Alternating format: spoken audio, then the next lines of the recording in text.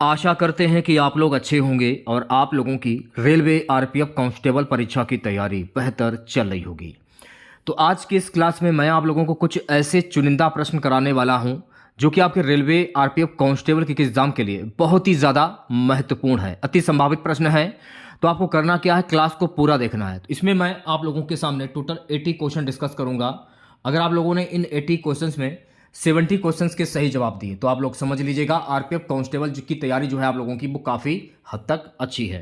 तो आपको करना क्या है, सभी प्रश्नों के जवाब बहुत ही ईमानदारी के साथ कमेंट बॉक्स में ज़रूर बताएं और अपनी तैयारी को परखें। पहला प्रश्न आपकी स्क्रीन पर, 2024 में भारत के राष्ट्रपति ने किस राज्य में प्रधानमंत्री किसान सम्मान निधि योजना के लाभार्थियों को संबोधित किया? उत्तर प्रदेश, बिहार, महाराष्ट्र या मध्य प्रदेश? उत्तर प्रदेश। तो ऑप्शन नंबर ए जो है गाइस, उत्तर प्रदेश, इस प्रश्न का राइट आंसर हो जाएगा। चलिए बढ़ते हैं नेक्स्ट क्वेश्चन की और अगला प्रश्न देखोगा। दूसरा प्रश्न है, 2024 में प्रधानमंत्री नरेंद्र मोदी ने किस देश के साथ व्यापार समझौते की घोषणा की? जापान, अमेरिका, चीन, रूस? 2024 में प्रधानमंत्री नरेंद्र मोदी ने अमेरिका के साथ व्यापार समझौते की घोषणा की। तो अमेरिका इस प्रश्न का राइट आंसर हो जाएगा, यानी कि ऑप्शन नंबर बी। चलिए बढ़ते हैं अगले प्रश्न की ओर। अगला प्रश्न देखेगा सभी बच्चे। तीसरा प्रश्न हमारा रहेगा, 2024 में भारत में बेटी बचाओ बेटी पढ़ाओ योजना के तहत सबसे अधिक लाभ किस राज्य ने प्राप्त किया? उत्तर प्रदेश, हरियाणा, दिल्ली या राजस्थान? 2024 में भारत में बेटी बचाओ बेटी पढ़ाओ योजना के तहत सबसे अधिक लाभ हरियाणा ने प्राप्त किया है। तो हरियाणा इस प्रश्न का राइट आंसर हो जाएगा, यानी ऑप्शन नंबर बी। चलिए बढ़ते हैं नेक्स्ट क्वेश्चन की ओर। अगला प्रश्न देखेगा। चौथा प्रश्न रहेगा, 2024 में भारत सरकार ने किस राज्य में जल जीवन मिशन को लागू किया? उत्तर प्रदेश, बिहार, कर्नाटका या तमिलनाडु? 2024 में भारत सरकार ने कर्नाटका में जल जीवन मिशन को लागू किया। तो कर्नाटका इस प्रश्न का राइट आंसर हो जाएगा, यानी कि ऑप्शन नंबर सी। पांचवें प्रश्न की मैं बात करूंगा। पांचवा प्रश्न देखेगा सभी बच्चे। 2024 में भारत ने किस संगठन के साथ मिलकर वैश्विक खाद्य सुरक्षा समझौता किया? संयुक्त राष्ट्र, विश्व बैंक, विश्व स्वास्थ्य संगठन, खाद्य और कृषि संगठन? 2024 में भारत ने संयुक्त राष्ट्र संगठन के साथ मिलकर वैश्विक खाद्य सुरक्षा समझौता किया। तो संयुक्त राष्ट्र, ऑप्शन नंबर ए जो है गाइस, इस प्रश्न का करेक्ट आंसर हो जाएगा।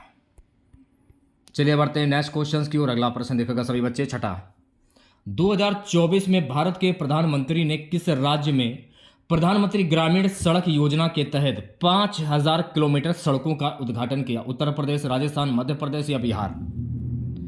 आंसर जाएगा मध्य प्रदेश के साथ में। ऑप्शन नंबर सी जो है गाइस, इस प्रश्न का करेक्ट आंसर हो जाएगा। चलिए बढ़ते हैं अगले प्रश्न की ओर। सातवां प्रश्न देखेगा सभी बच्चे।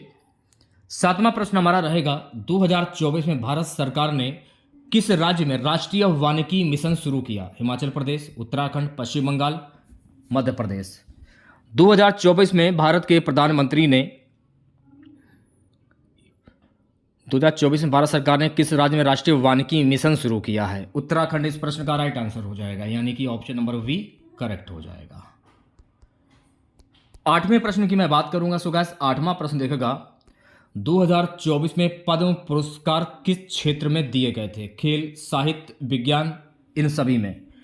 तो राइट आंसर की अगर मैं बात करूं, 2024 में पद्म पुरस्कार खेल, साहित्य और विज्ञान के क्षेत्र में दिए गए थे।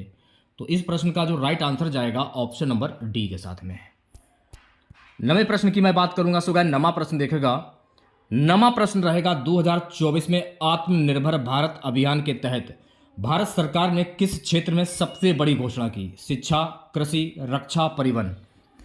2024 में आत्मनिर्भर भारत अभियान के तहत भारत सरकार ने रक्षा के क्षेत्र में सबसे बड़ी घोषणा की।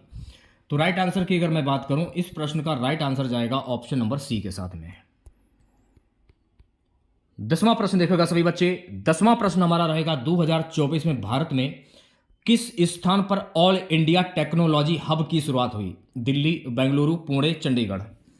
2024 में भारत के बेंगलुरु में ऑल इंडिया टेक्नोलॉजी हब की शुरुआत हुई है। तो बेंगलुरु इस प्रश्न का राइट आंसर हो जाएगा, यानी कि ऑप्शन नंबर बी।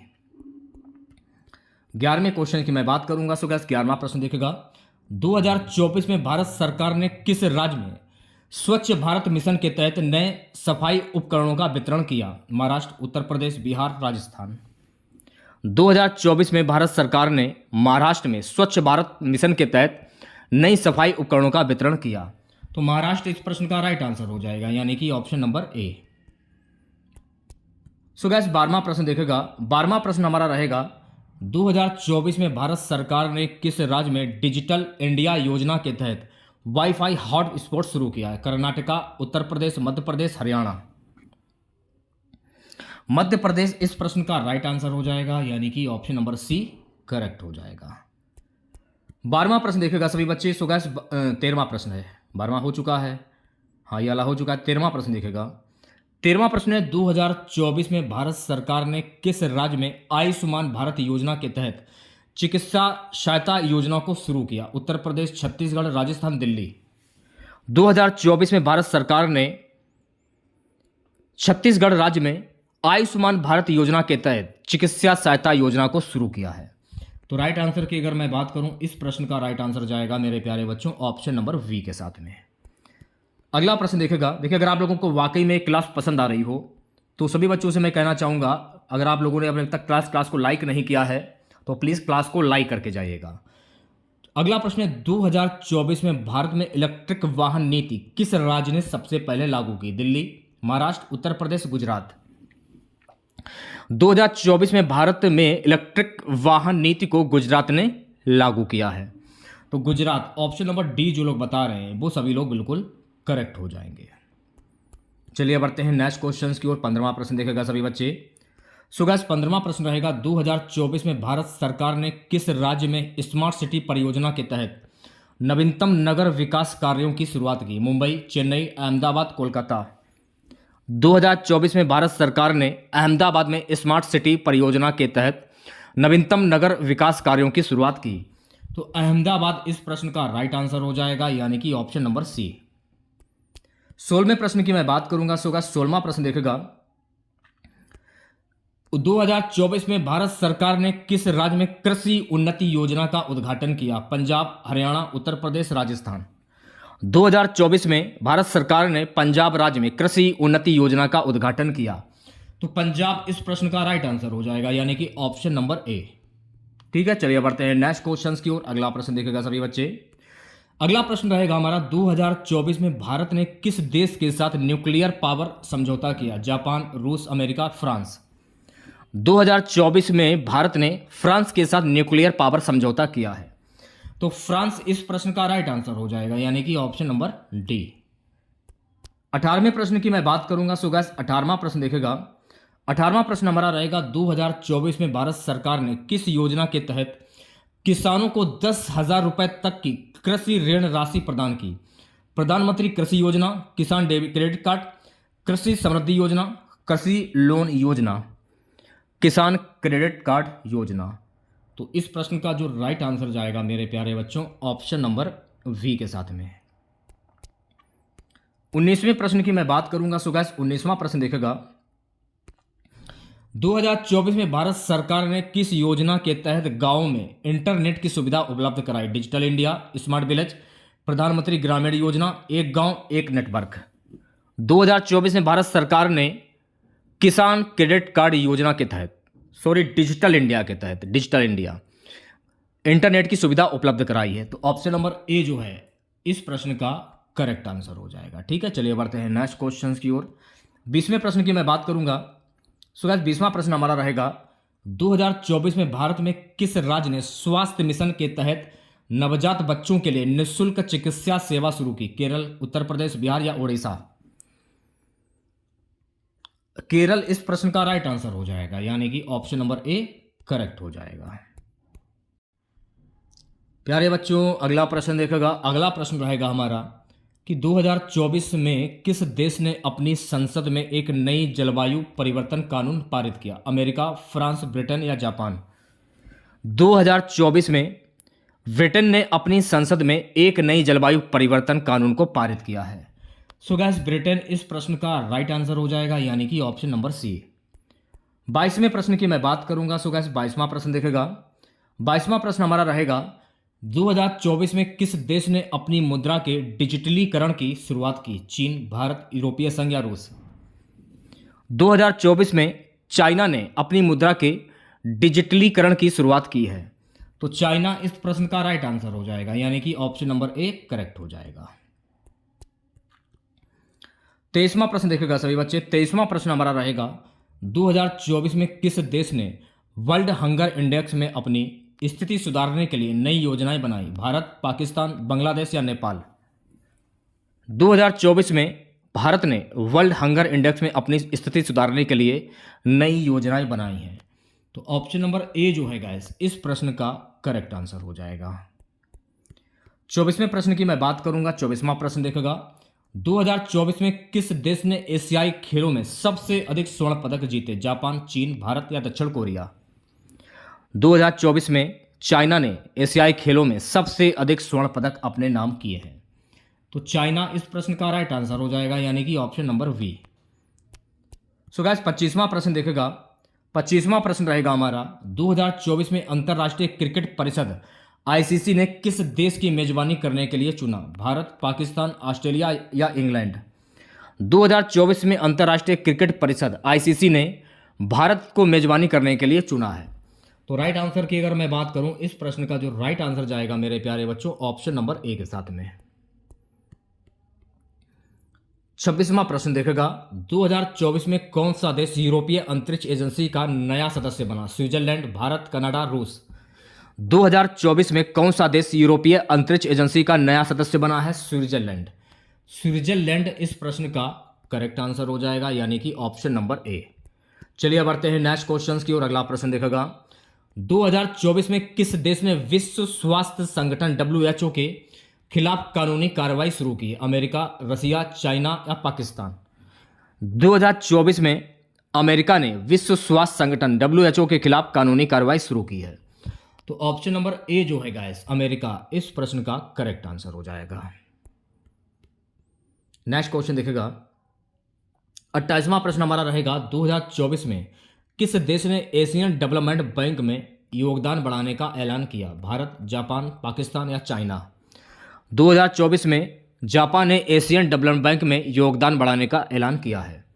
तो जापान इस प्रश्न का राइट आंसर हो जाएगा, यानी कि ऑप्शन नंबर बी। 29वें प्रश्न की मैं बात करूंगा। सो गाइस 29वां प्रश्न देखेगा, 2024 में COP29 सम्मेलन ये कहां आयोजित किया गया है? COP29 संयुक्त राष्ट्र, दुबई, पोलैंड या ऑस्ट्रेलिया?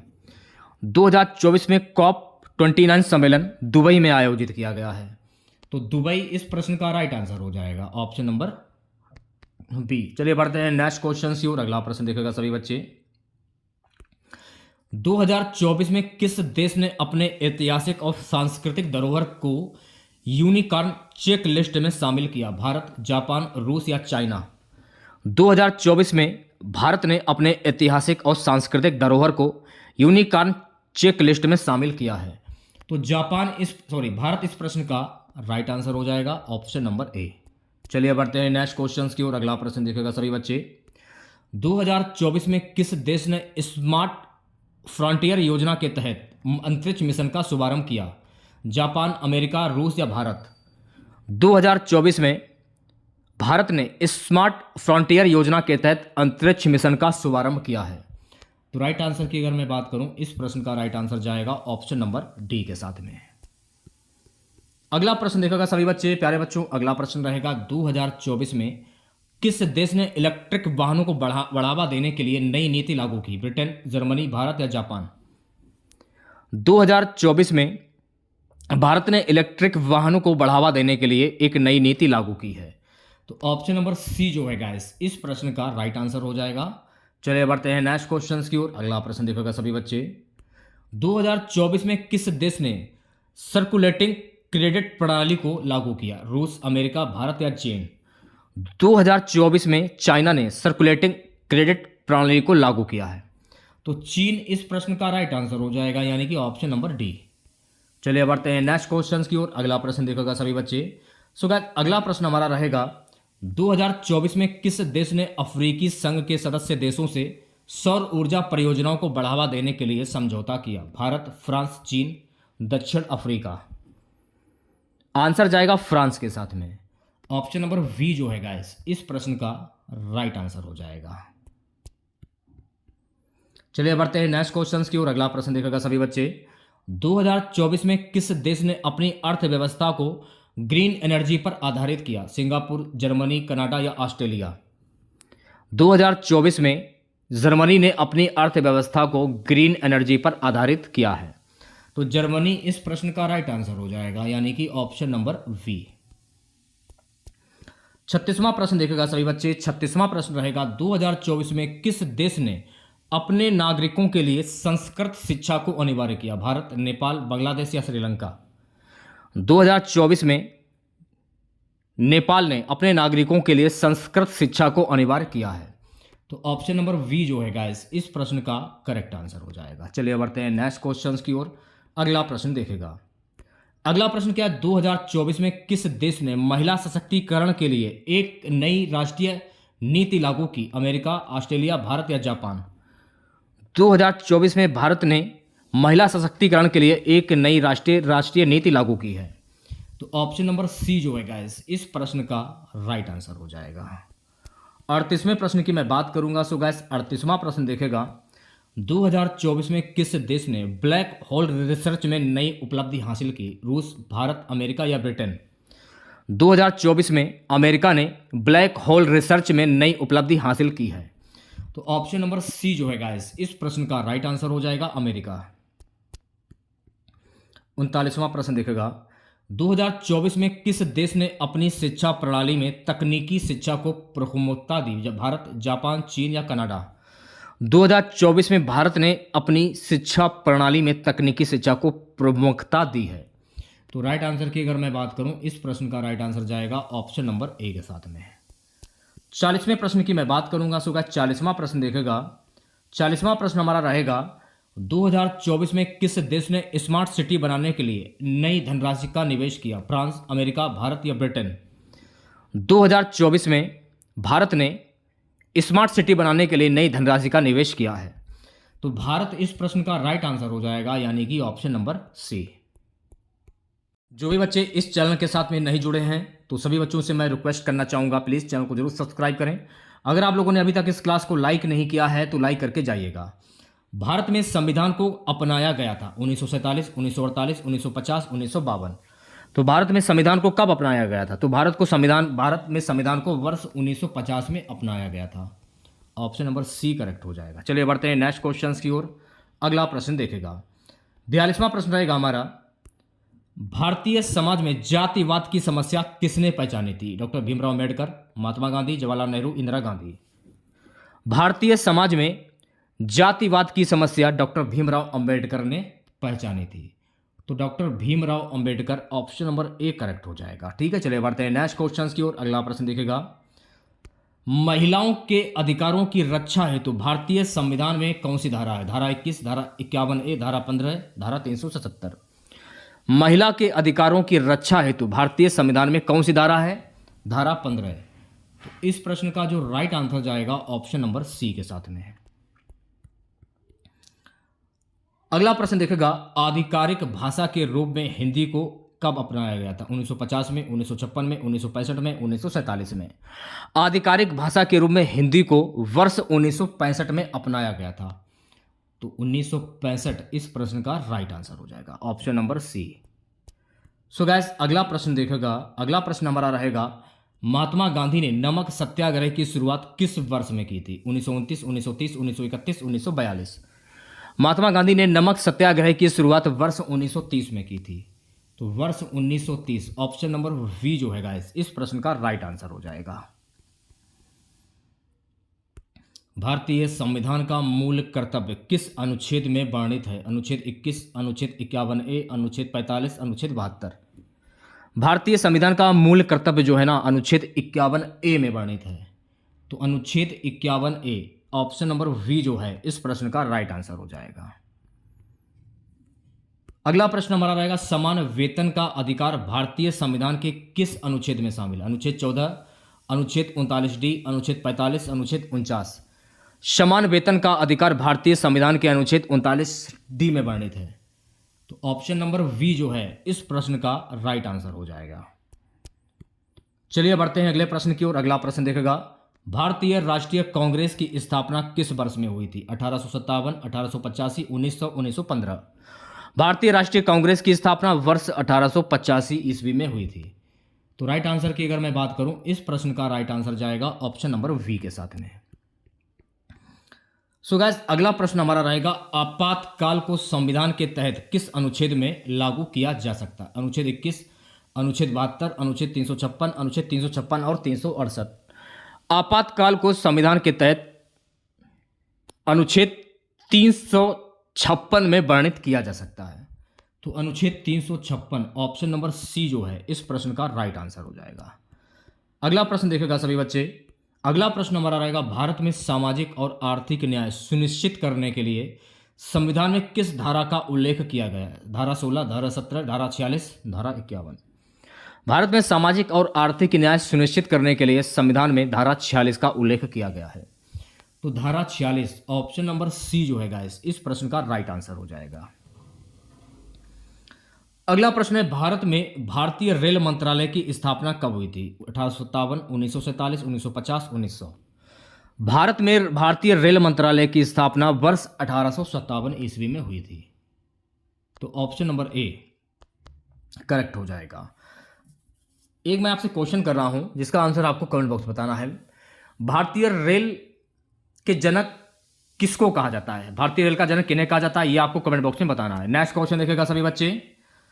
अगला प्रश्न हमारा रहेगा, भारतीय समाज में सर्वश्रेष्ठ जाति व्यवस्था का विरोध किसने किया था? महात्मा गांधी, डॉक्टर भीमराव अम्बेडकर, पंडित नेहरू, लोकमान्य तिलक।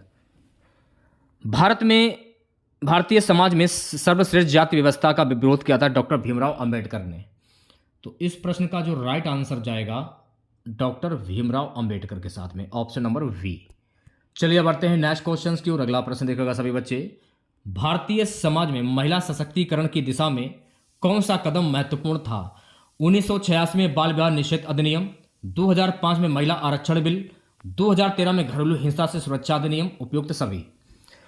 तो राइट आंसर की बात करूं, उपयुक्त सभी, ऑप्शन नंबर डी जो है गाइस इस प्रश्न का करेक्ट आंसर हो जाएगा।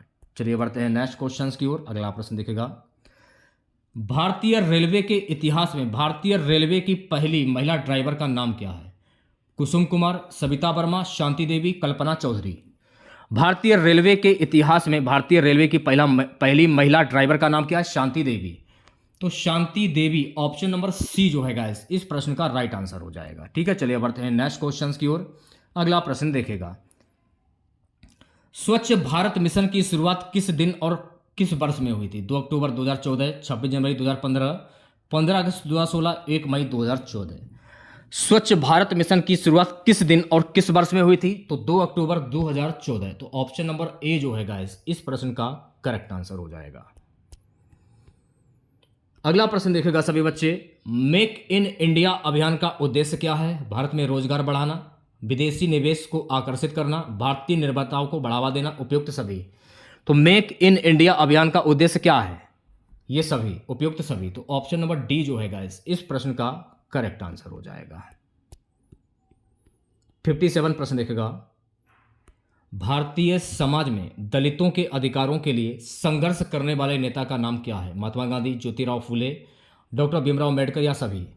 भारतीय समाज में दलितों के अधिकारों के लिए संघर्ष करने वाले नेता कौन है? डॉक्टर भीमराव अंबेडकर। तो डॉक्टर भीमराव अंबेडकर इस प्रश्न का राइट आंसर हो जाएगा, ऑप्शन नंबर सी।